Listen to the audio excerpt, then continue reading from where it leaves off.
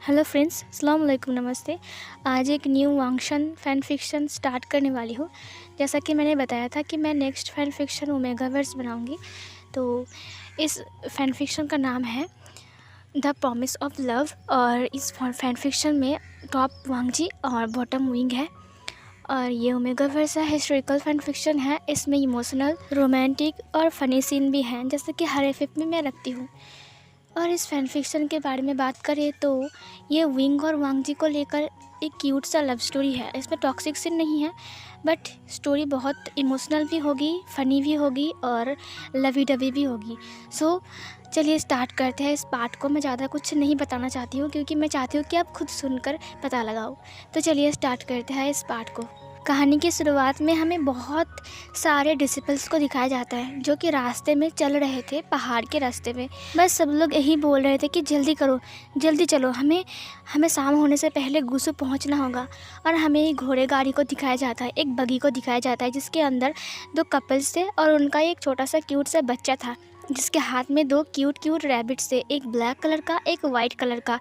और उसके हाथ में एक ब्रेसलेट था नीली कलर का जिसमें वाइट कलर का डिज़ाइन किया हुआ है और उसमें लिखा है लान वांग जी लैन जैन। वो बच्चा बहुत ज़्यादा क्यूट था और वो अपने खरगोश को कैरेट्स खिला रहा था, गाजर खिला रहा था। वो गाजर के टुकड़े उनके मुंह में दे रहा था और वो लोग खा रहे थे बांट के। ये देखकर वो बच्चा खुश हो जाता है और वो ताली बजाते हुए कहा, मम्मी मम्मी देखो देखो, मम्मी देखो, ये लोग कैसे बांट के खा रहे हैं। तभी उसकी मम्मी ने कहा, हाँ विंग, वो लोग बांट के खा रहे हैं क्योंकि वो लोग दोस्त है ना। तभी विंग ने कहा, हाँ बिल्कुल, मेरी और गगा की तरह। ये सुनने के बाद विंग की फादर ने कहा, तुम्हारे और तुम्हारे गगा की तरह। और फिर विंग ने कहा, फाइनली मैं मेरे लान गगा से मिलने वाली हूँ, मेरी वांगजी गगा से। ये सुनने के बाद उसकी मॉम मुस्कुराकर कहा, हाँ अब तुम उसके पास ही रहोगे, अब मुझे कोई टेंशन नहीं, तुम अगर वहाँ पर रहोगे तो मेरी कोई चिंता नहीं रहेगा। मिस्टर वी ने कहा, तुम्हें लगता है कि ये वहाँ पर सुरक्षित रहेगा?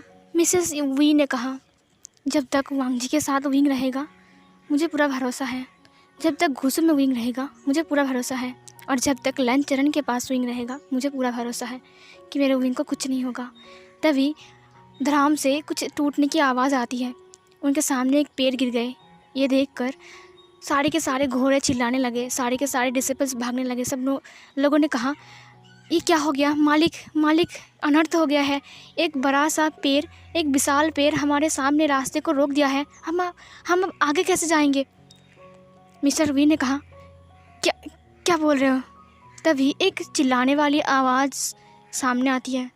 उस आवाज़ ने कहा, मिस्टर वी बाहर आओ, तुम्हारे साथ कुछ ज़रूरी बात करनी है, उस बच्चे को हमारे हवाले कर दो। मिस्टर वी ने कहा, हरगिज़ नहीं, बेन रूहान तुम मेरी जान ले लो, लेकिन मैं मेरे बेटे को तुम्हारे हाथ कभी नहीं दूंगा। बेन रूहान ने कहा, मेरे हवाले कर दो तो मैं तुम्हें जाने दूंगा, बस मुझे वो बच्चा चाहिए, वो बच्चा जिसकी होठों के नीचे काला तिल है, वो बच्चा मुझे दे दो। ये सुनने के बाद मिस्टर वी ने कहा, हरगिज़ नहीं, मैं तुम्हें मेरा बच्चा कभी नहीं दूंगा। बेन रूहान ने कहा, तो फिर मरने के लिए तैयार हो जाओ। और फिर वो लोग तीरों से वार करने लगते हैं। इधर सारे के सारे डिसिपल्स उनको प्रोटेक्ट करने की कोशिश करता है, लेकिन फाइनली एक तीर जाकर घोड़े को लग जाती है, जिसकी वजह से घोड़ा दौड़ने लगता है और वो जाकर पेड़ के पास इतने ज़ोर से रुकता है कि बग्गी टूट कर नीचे गिर जाती है। उस बग्गी के अंदर मिस्टर एंड मिसेस वी था और हमारा विंग भी था। सब लोग नीचे गिर गए, सारे के सारे जो डिसिपल्स उनके साथ थे घोड़ा गाड़ी में, सब लोग नीचे गिर गए। कुछ डिसिपल्स को उन्होंने मार दिया और कुछ लोग घोड़ा लेकर भाग गए गुस्सू की तरफ। 2-3 लोगों को उन्होंने मार दिया, बट 2 लोग बच गए जो लोग गुस्सू की तरफ लगातार स्पीड से जा रहे थे।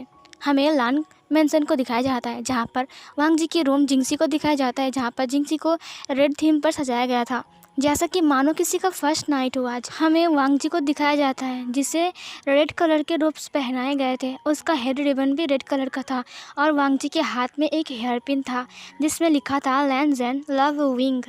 इसे देखकर लान वांगजी मुस्कुरा रहा था। आज लान वांगजी बहुत हैंडसम लग रहा था।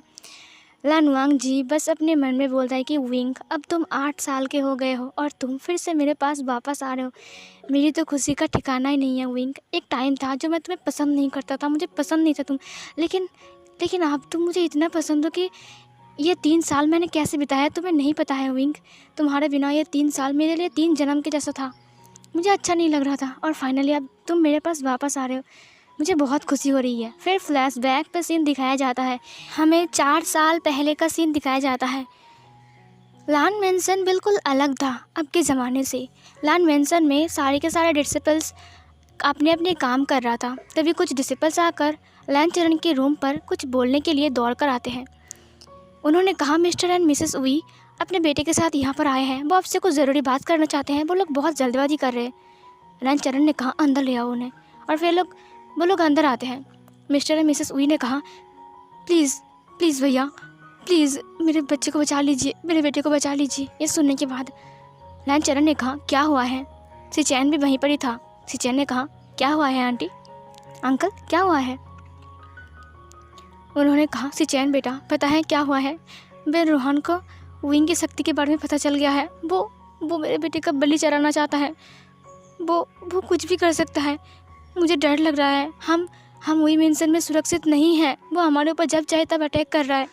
मुझे बहुत डर लग रहा है। विंग अभी सो रहा है, देखिए मुझे बहुत डर लग रहा है।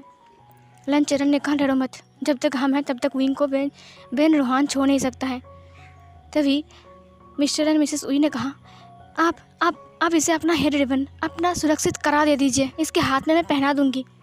ये सुनने के बाद लैन चरण ने कहा, आई एम सॉरी, मैं तुम्हें वो नहीं दे सकता हूँ शहंशाह। ये सुनने के बाद मिसेस वी ने कहा, क्यों नहीं दे सकते हो, क्यों नहीं दे सकते हो आप?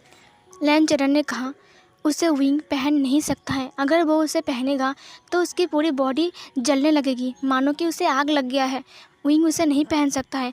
वो करा सिर्फ हमारे फैमिली मेम्बर ही पहन सकता है, और विंग हमारा फैमिली का नहीं है। हाँ, तुम हमारे फैमिली का हो लेकिन विंग नहीं है। तुम पहन सकते हो लेकिन विंग नहीं पहन सकता है। मिसेस वी ने कहा, मैं तो भूल ही गई, अब क्या होगा? लेकिन अगर मैं इसे लैन मेंशन में रखूँगा, हाँ मुझे पता है कि लैन मेंशन बहुत शक्तिशाली है, उसे कोई छू नहीं सकता है, लेकिन फिर भी अगर बेन रोहान अंदर आ गया, अटैक कर दिया, तो वो विंग को पकड़ लेगा। लेकिन अगर वो सुरक्षित करा विंग के हाथों में रहेगा तो वो उसे छू भी नहीं पाएगा। ये सुनने के बाद लैन चरण ने कहा, हाँ वो विंग पहन सकता है, लेकिन जब वो हमारे इस फैमिली का मेंबर बनेगा। वो हमारी फैमिली का कोई नहीं है, वो तुम्हारी फैमिली से है, वही फैमिली से, वो लान फैमिली से नहीं है। वो करा पहन नहीं सकता है। सिचैन ने कहा, हाँ वो पहन नहीं सकता है, जब तक वो हमारे फैमिली का मेंबर नहीं है तब तक वो नहीं पहन सकता है। मिसेस वी रोने लगी। लैन चरण ने कहा, शहंशाह अपने आप को संभालो, मेरी बात सुनो, मेरे पास एक आइडिया है। ये सुनने के बाद मिस्टर वी ने कहा, कौन सा आइडिया? लैन चरण ने कहा, मैं विंग को अपने फैमिली का मेंबर बना लूँगा। ये सुनने के बाद मिसेस वी ने कहा, कैसे बनाओगे? वो तो मेरा बेटा है और उसमें वही फैमिली का खून दौड़ रहा है, ना कि लान फैमिली का। ये सुनने के बाद लैन चरण ने कहा, हाँ वो तुम्हारे फैमिली से है, मतलब कि वही फैमिली से है, वो लान फैमिली से नहीं है, लेकिन वो एक मेल ओमेगा है, तुम उसकी शादी करवा सकते हो। ये सुनने के बाद मिसेस वी ने सिचैन की तरफ देखा। सिचैन ने कहा, मैं नहीं, मैं बहुत बड़ा हूँ इससे। ये सुनने के बाद लैन चरण ने कहा, लान वांग जी, मैं वांग जी से बात करूँगा। ये सुनने के बाद मिसेस वी ने कहा, वांग जी तो मेरे बच्चे से बहुत बड़ा है, वो 13 साल का है और विंग सिर्फ 5 साल का है, कैसे हो सकता है? क्या लान वांग जी मानेगा इतने छोटे से बच्चे से शादी करने के लिए? लैन चरण ने कहा, मुझे पता है कि विंग 5 साल का है और वांग जी 13 साल का है, लेकिन अगर उसे ये करा पहनना होगा तो शादी तो करनी पड़ेगी। तुम चिंता मत करो, वो लोग बस शादी करेंगे इस करा को पहनने के लिए। मैं उन दोनों के बीच ऐसा कुछ होने नहीं दूंगा, तुम चिंता मत करो। विंग बहुत छोटा है, मुझे पता है, मैं भी समझदार हूँ। मिसेस वी ने कहा, भैया जो आपको सही लगे आप वही कीजिए, मुझे बस मेरे बेटे की बहुत चिंता हो रहा है। मैं नहीं चाहता कि उसे बेन रोहन पकड़ के ले जाए और उसकी बलि चढ़ा दे, मुझे बहुत डर लग रहा है। लैन चरण ने कहा, मैं वांग जी से बात करता हूँ। वांग जी से बात करने के बाद वांग जी तो बिल्कुल भी नाकार था, वो बिल्कुल नहीं चाहता था कि वो विंग से शादी करे, क्योंकि विंग छोटा सा बच्चा है। दूसरी तरफ तो विंग बहुत बदमाश है, जो कि वांग जी बिल्कुल पसंद नहीं करता है विंग को। वांग जी विंग से नफरत करता है, उसे विंग बिल्कुल पसंद नहीं है। और तो और विंग बस 5 साल का है, एक 5 साल के बच्चे के साथ एक 13 साल के बच्चे का शादी, कुछ भी। वांग जी बोल रहा है कि नहीं चाचा, मैं ये नहीं कर सकता हूँ, मुझे माफ़ कर दीजिए, मैं उसे पसंद नहीं करता हूँ, और ना कि वो मेरे एज का है, वो छोटा है बहुत, 5 साल का है वो। लैन चरण ने कहा, हमारे पास दूसरा उपाय नहीं है वांग जी, मेरी बात सुनो, शादी कर लो, उसके बाद हम सोचेंगे। तुम चाहो तो उसके साथ ना ही रहो, कोई दिक्कत नहीं है, लेकिन शादी कर लो बस। विंग बहुत बड़ी मुसीबत में है, मैं तुम्हें बाद में बताऊँगा। वांग जी विंग की मुसीबत को सुनकर उसने हाँ तो कह दिया, लेकिन वो बिल्कुल भी राज़ी नहीं था। वो विंग को ना ही पसंद करता था, ना ही वो बहुत छोटा है यार, उसके दिल में उसके लिए कोई फीलिंग्स नहीं है अभी। और विंग तो बदमाश है, एक नंबर का बदमाश है, पता नहीं क्या क्या करता फिरता रहता है। और वांग जी शांत स्वभाव का है, वो बात नहीं करता, और विंग तो चपर चपर करता ही रहता है। फिर टाइम बीत जाता है, शादी हो जाती है, दिन बीत रहे थे। वांग जी के साथ विंग की शादी हो गई थी। वेन रोहान को पता चल गया था कि वांग जी के साथ विंग की शादी हो गई है।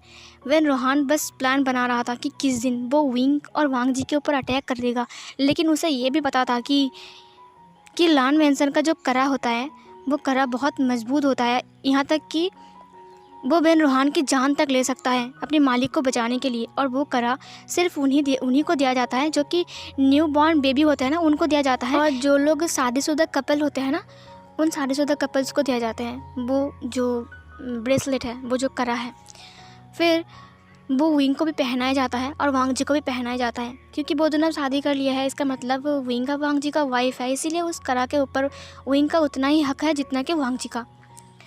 विंग की करा के ऊपर लान वांग जी यानी कि लैन जैन लिखा हुआ था, और हमारे लैन वांग जी की करा पर लिखा हुआ था वी वुजियन, और जिसका निकनेम था विंग। ये दोनों नाम ही उस करा पर लिखी हुई थी।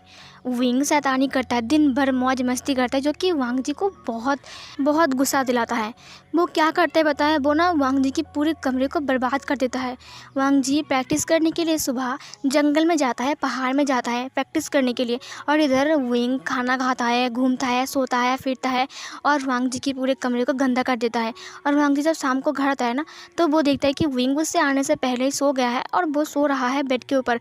वो भी पूरे बेड को उसने कब्जा कर लिया है, और तो और सारे के सारे कपड़े वगैरह खिलौने सब कुछ इधर उधर फैले हुए हैं।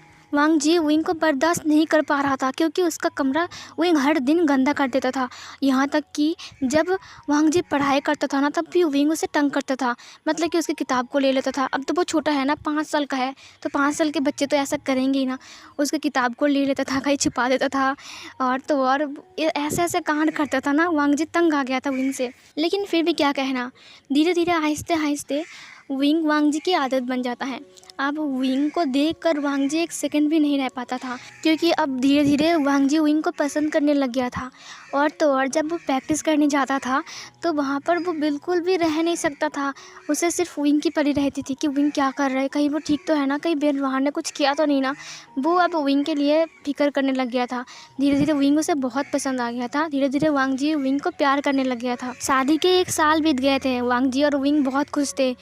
विंग को वांग जी अब कुछ भी नहीं बोलता था, उसे पता था कि विंग बदमाश है। वांग जी पूरा दिन पढ़ाई करता है और विंग के लिए खाना बनाता है, प्रैक्टिस करता है, और वापस शाम को घर के मतलब कि रूम के अंदर आकर अपने रूम की साफ़ सफाई भी करता है, क्योंकि विंग पूरा दिन रूम के अंदर खेलता था, जिसकी वजह से पूरा रूम गंदा हो जाता था।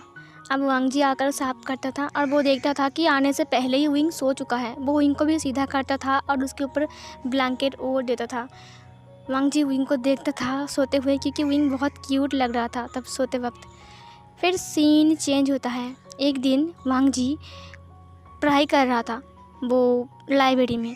विंग आकर वांग जी को पीछे से हग कर लेता है, और वो बोलता है कि गागा मैं आ गया। वांग जी स्माइल करता है और बोलता है कि विंग तुम कहाँ गए थे। विंग ने कहा पता है आपको, वहाँ पर खरगोश है, मैं खरगोश देखने गया था। वांग जी ने कहा तो फिर बाहर गए थे, मैंने मना किया ना बाहर जाने के लिए। विंग हिलते हुए कहा गगा आपको पता है मुझे खरगोश बहुत पसंद है। तभी वांग जी ने कहा अच्छा तुम्हें खरगोश पसंद है, तुम्हें खरगोश चाहिए। विंग ने कहा क्या आप मेरे लिए खरगोश ला सकते हो, लेकिन अंकल ने कहा है यहाँ पर पेट्स रखना मना है। ये सुनने के बाद वांग जी ने कहा विंग क्या मैं अंकल से बात करूँ तुम्हारे पेट्स के लिए, खरगोश के लिए।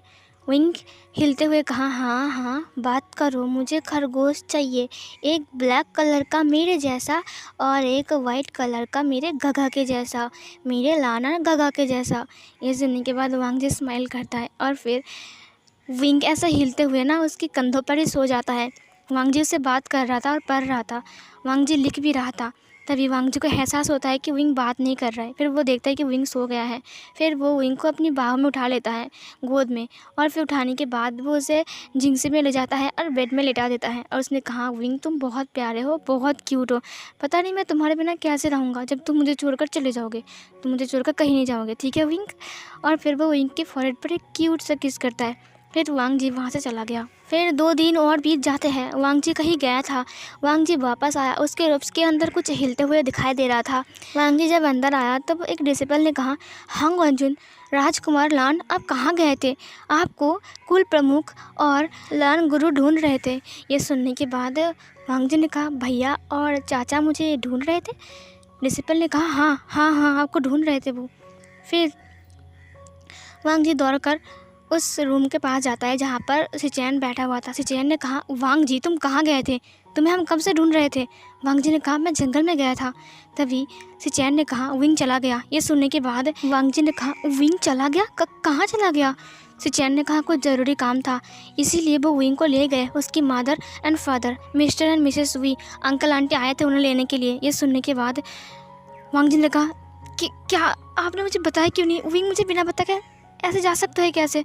वो ऐसा कैसे कर सकता है? लंचरण ने कहा, वो लोग ज़्यादा दूर नहीं गए हैं, वो तो अभी भी निकले हैं, अगर तुम चाहो तो उससे मिल सकते हो, जल्दी निकलो। वांग जी ने कहा, हाँ। और फिर वांग जी अपना घोड़ा लेकर निकल जाता है। वांग जी बहुत तेज़ चला रहा था अपने घोड़े को। फिर वो लास्ट सीमा पर जाकर रुकता है, गुसू की लास्ट सीमा पर, मतलब कि लास्ट गांव पर जाकर रुकता है जहाँ पर विंग की घोड़ा की गाड़ी खड़ी हुई थी। विंग के मॉम डैड भी बाहर थे, बट विंग अंदर था। विंग खिड़की से बाहर झांक कर देख रहा था। वांग जी हाँफ रहा था। वांग जी गहरी सांस छोड़ता है। वो दौड़कर उनके पास जाता है। उन्होंने कहा, uncle aunty, Mrs and mister हुई तो उसे देखकर हैरान था। उन्होंने कहा, तुम कहाँ गए थे वांग जी? तुम्हें हम बहुत देर तक ढूंढ रहे थे लेकिन तुम आए नहीं, इसलिए हम निकल गए। क्या तुम विंग से मिलने आए हो? वांग जी ने कहा, विंग कहाँ है? उन्होंने कहा, विंग गाड़ी में है। फिर विंग वांग जी को देखकर हैप्पी होकर बाहर आता है। उसने कहा, गगा आप मुझसे मिलने आ गए? और फिर वो जाकर वांग जी की गोद टूट जाता है। वांग जी ने कहा, विंग तुम ठीक तो हो ना? तुम मुझे बिना बताकर कैसे आ गए? और फिर वो विंग को हक किया, विंग को नीचे उतारा। उसने कहा, गगा आपको पता है मैंने आपको बहुत ढूंढा, आप कहाँ चले गए थे? वांग जी ने कहा, मैं तुम्हारे लिए खरगोश लाने गया था विंग, ये देखो। और फिर वो विंग को 2 खरगोश देता है, एक ब्लैक कलर का, एक वाइट कलर का। विंग बहुत खुश था। विंग ताली बजाता है, विंग कूदने लगता है, विंग नाचने लगता है। उसने कहा, ये फाइनली मुझे खरगोश मिल गया, मैं बहुत खुश हूँ गगा। फिर वांग जी ने कुछ डिसिपल्स को कहा, ये लो, इसे सावधान से रखो और उसे जाकर अच्छे से नीचे उतार देना। और फिर वो खरगोश को उन्हें दे देता है। तभी वांग जी ने कहा, अंकल आंटी आप लोग कब निकलोगे? उन्होंने कहा कि हमारे डिसिपल्स को भूख लगी है, इसीलिए वो लोग खाना खा रहे हैं, हम थोड़ी देर बाद निकलेंगे। वांग जी ने कहा, तब तक मैं विंग को ये बाजार घुमा लूँ, मैं उसे कुछ तोहफा देना चाहता हूँ। मिस्टर एंड मिसेस वी ने एक दूसरे की तरफ देखा और कहा, ठीक है ले जाओ, लेकिन ज़्यादा दूर मत जाना। वांग जी ने कहा, ठीक है। और फिर वो विंग के हाथों को पकड़ा और उसे बाजार की तरफ ले गया। वहाँ पर एक छोटा सा मेला लगा था। उसने विंग को बहुत कुछ गिफ्ट दिया, खिलौने वगैरह खरीद के दिया। विंग ने कहा, मेरे गगा सबसे अच्छे हैं। और फिर वो लोग वापस आने लगे। उसने विंग को अच्छे से खाना भी खिलाया। और फिर वो दोनों जब वापस आ रहे थे तब विंग ने कहा, गगा आपको पता है मैं घर जा रहा हूँ, और आपको पता है मुझे आने में बहुत टाइम भी लग सकता है, क्योंकि मॉम डैड बात कर रहे थे। वांग जी विंग को देखता है, वो खड़ा हो गया, वो विंग के सामने नील डाउन होकर बैठ गया। उसने कहा, विंग तुम जल्दी वापस आ जाओगे ना? उसने कहा, हाँ गगा मैं वापस आ जाऊँगा। वांग जी की आंखों में आंसू थे। वांग जी ने कहा, तुम्हारी आदत लग गई है, मैं तुम्हारे बिना कैसे रहूँगा विंग? विंग ने कहा, गगा आप रो रहे हो? फिर वो वांग जी के आंसुओं को पोंछते हुए कहा, गगा आप रोना मत, मैं सच कह रहा हूँ। विंग प्रॉमिस कर रहा है कि विंग जल्दी अपने गगा के पास वापस आ जाएगा। वांग जी ने विंग को कस के हग कर लिया। वो रोते हुए कहा, हाँ तुम्हारा गगा भी तुम्हें प्रॉमिस करता है कि तुम्हारे अलावा इस दिल में वो कभी भी किसी को जगह नहीं देंगे। और तुम्हारा गगा ये भी प्रॉमिस करता है, जब तुम वापस आ जाओगे तब तुम्हारा गगा तुम्हारी रक्षा करेगा, तुम्हें प्रोटेक्ट करेगा, तुम्हें कुछ नहीं होने देगा और तुम्हें अपने आप से दूर जाने कभी नहीं देगा। बस एक बार, उसके बाद मैं तुम्हें अपने से दूर कभी नहीं जाने दूंगा विंग। विंग ने कहा, विंग भी अपनी गगा से दूर बिल्कुल नहीं जाएगा। विंग भी अपनी गगा से बहुत प्यार करता है और विंग भी प्रॉमिस करता है कि आपने क्या कहा, दिल में किसी को जगह नहीं देगा। यह सुनने के बाद वांग जी स्माइल करते हुए कहा, पागल। और फिर वो विंग की गालों को पिंच करता है। विंग ने कहा, आपने मेरी गालों को फिर से खींचा। और तभी वांग जी ने कहा, हाँ तो तुम्हारी गाल बहुत सॉफ्ट है ना इसीलिए। विंग ने कहा मैं भी खींचूँ, और फिर वो वांग जी के गालों को खींचता है, लेकिन उसके छोटे छोटे से क्यूट से हाथ अच्छे से नहीं कर पा रहे थे। वांग जी ने उसके हाथों को पकड़ा और दोनों हाथों में किस किया। तभी विंग की चिक्स पिंक हो गए। विंग ने कहा मुझे भी ये करना है, और फिर वो वांग जी की लिप्स पर एक छोटा सा किस कर देता है। ये देखकर वांग जी ने कहा ये सब तुमने कहाँ से सीखा है? विंग ने कहा कहीं से भी तो नहीं, मुझे लगा इसीलिए। तभी वांग जी विंग के फेस को पकड़ता है और उसके पूरे फेस में छोटे छोटे किस करता है और कहता है विंग मुझे प्रॉमिस करो कि तुम वापस आने के बाद मुझे खूब तंग करोगे। विंग ने कहा मैं तो हमेशा आपको तंग करता हूँ। वांग जी ने कहा हाँ और ज़्यादा करोगे, बोलो। विंग ने कहा हाँ ठीक है, मैं आपको आकर बहुत तंग करूँगा। विंग आपको बहुत तंग करेगा। फिर वो दोनों एक दूसरे से प्रॉमिस करते हैं कि वो दोनों कभी भी एक दूसरे को नहीं भूलेंगे और एक दूसरे को हमेशा वैसा ही प्यार करेंगे जैसे कि वो पहले से करते हैं। फिर दोनों वापस आते हैं गाड़ी के पास, और फिर विंग वांग जी को टाटा बोलकर वहाँ से चला गया। वांग जी की आंखों से आंसू बहने लगे। वांग जी रो रहा था और विंग खिड़की से उसे बाय बाय बोल रहा था। विंग बोल रहा था बाय बाय गगा, मैं आपसे जल्दी मिलूँगा, आप रोना मत, ध्यान से खाना खा लेना, बाय बाय गगा। और ये बोलकर विंग चला गया। धीरे धीरे विंग की गाड़ी वांग जी की आंखों के सामने ही गायब हो जाती है और वांग जी टूट जाता है। वांग जी बहुत रोने लगता है। वांग जी ने कहा क्या जादू कर दिया है 1 साल में तुमने, मैं तुम्हें देखकर 1 मिनट नहीं रह सकता हूँ, तुम्हें बिना देखकर मुझे चैन नहीं आती है, मैं कैसे रहूँगा विंग। और ये बोलकर वांग जी रोने लगा। फिर फ्लैशबैक ख़त्म होती है, वांग जी को दिखाया जाता है। वांग जी स्माइल कर रहा था, वांग जी हंस रहा था। वांग जी ने कहा फाइनली मेरा विंग मेरे पास वापस आ रहा है 3 साल बाद, अब तुम्हें पनिशमेंट मिलेंगी, वापस आओ, देखो उसके बाद तुम्हें मैं कहीं जाने नहीं दूंगा। विंग तुम एक बार वापस तो आओ। और ये बोलकर वो स्माइल करता है। उसने कहा विंग तुम अब 8 साल के हो गए हो, मेरा विंग 8 साल का हो गया है, वो तो अब थोड़ा सा लंबा भी हो गया होगा ना विंग। और ये बोलकर वो उस हेयर पिन को देखकर स्माइल करता है। तभी एक डिसिपल आकर बोलता है कि हांगन जुन अनर्थ हो गया है, अभी आपको लैन चरण ने बुलाया है। ये सुनने के बाद वांग जी जल्दी से अपनी चेयर से उठ जाता है और वो बोलता है कि क्या हुआ है, क्या विंग वापस आ गया है। और फिर वांग जी स्माइल करते हुए बाहर आता है। वो देखता है कि कुछ डिसिपल्स बहुत घायल है, 2 डिसिपल्स बहुत घायल है और उनकी बॉडी से बहुत ब्लड निकल रहा है और वो बार बार बोल रहे हैं कि उन्हें मार डाला, बेन रोहान ने उन्हें मार डाला, उन्हें खाई में फेंक दिया। वांग जी ने कहा कि क्या कह रहे हो तुम, ये सब क्या कह रहे हो। उस डिसिपल ने कहा जिस गाड़ी में विंग का मॉम विंग का डैड आ रहे थे, उस गाड़ी को और कुछ गाड़ी को उन्होंने तीर मार के खाई में फेंक दिया। बहुत सारे गाड़ी नीचे गिर गए हैं और बहुत सारे लोगों को उन्होंने पकड़ लिया है और कुछ लोगों को तो उन्होंने मार डाला। हम दोनों बहुत मुश्किल से भागकर यहाँ पर आए हैं। ये सुनने के बाद वांग जी ने कहा नहीं ऐसा नहीं हो सकता है, मेरा विंग तो वापस आ रहा था, ऐसा नहीं हो सकता है, उसने प्रॉमिस किया था कि वो मेरे पास वापस आएगा, तुम झूठ बोल रहे हो ना, मेरा विंग का कुछ नहीं हुआ है, बोलो उसे कुछ नहीं हुआ है।